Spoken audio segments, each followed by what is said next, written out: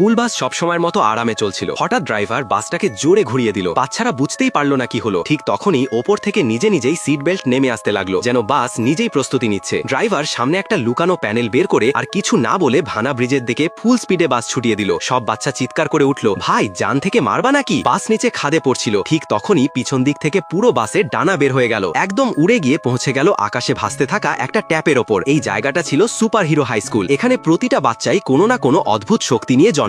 এক মেয়ে ছিল যে কাউকে 1 সেকেন্ডে বরফ বানিয়ে দিত। এক ছেলে ছিল যে হাওয়ার থেকেও দ্রুত দৌড়াতে পারত। আর একটা বাচ্চা তো এমন ছিল যে নিজের শরীর নুডলসের মতো লম্বা করে ফেলতো। এখন নতুন বাচ্চাদের এন্ট্রান্স টেস্ট চলছিল। কোচ একটা রোগা পাতলা ছেলেকে ডাকলো। সে চশমা খুললো, কিন্তু কোচ বিশ্বাস করলো না। তাই সে সরাসরি একটা পুরো গাড়ি তুলে ছুড়ে দিল। ছেলে খুব আরামে এক হাতে ধরে ফেললো। কোচ অবাক হয়ে বলল, ভাই তুই তো সোজা হিরো ক্লাসে যাবি। পরের বাচ্চা মঞ্চে এলো আর দেখতেই দেখতেই পুরো পানি হয়ে গেল। কোচ বলল, ঠিক আছে বাবা, এই পাওয়ার সাইড কিকে কাজে লাগবে। তাকে সাইড কিক ক্লাসে পাঠিয়ে দিল। এরপর এক বাচ্চা বল হয়ে গড়িয়ে গেল, একটার 8টা হাত বেরিয়ে এলো, আরেকটা দেয়ালে থুথু মারতেই থুথু অ্যাসিড হয়ে দেয়াল নড়াচড়া করতে লাগলো। তাকেও হিরো ক্লাসে পাঠানো হলো। এবার এলো বেগুনি চুলের একটা মেয়ের পালা। সে চোখ বন্ধ করলো আর ছোট্ট গিনিপিং হয়ে গেল। কোচের মুখের এক্সপ্রেশন, এটা শক্তি রাখি পোষা প্রাণী। মেয়েটাকে বেচারিকে অ্যাসিস্ট্যান্ট ক্লাসে পাঠানো হলো। এবার এলো সেই ছেলেটা যে আসলে দুইজন খুব বড় সুপার হিরোর ছেলে। তার বাবা এক ঘুষিতে শত্রুকে উড়িয়ে দিত, তার মা আকাশে জেট প্লেনের মতো উঠত। কিন্তু তাদের ছেলে কোনো কাজের না, তার কাছে কোনো সুপার পাওয়ারই ছিল না। তবুও বাবাকে খুশি করার জন্য সে নকল ওজন তুলছিল। ঠিক তখনই তার বাবা ঢোকতেই সে চিৎকার করে উঠল, 20,000 কিলো। কোচ বলল,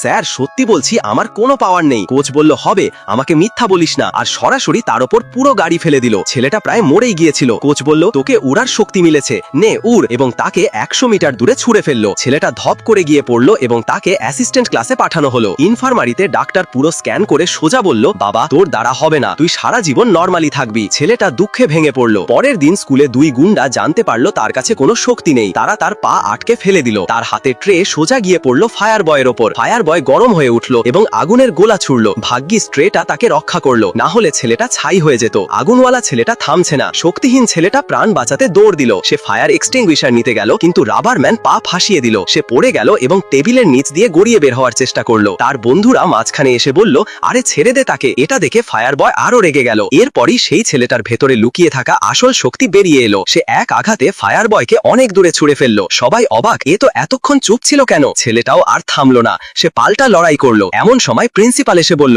বাজে, স্কুলটা উড়িয়ে দিস না। ছেলেটা উত্তেজনায় বাড়ি দৌড়ে গেল। দরজা এমন জোরে খুললো যে